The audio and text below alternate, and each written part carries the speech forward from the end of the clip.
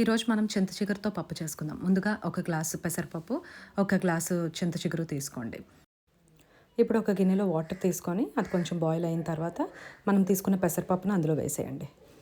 పెసరపప్పు బాగా ఉడికిన తర్వాత ఈ చింత చిగురు కూడా వేసేసి ఇంకొంచెం సేపు ఉడకనివ్వాలి.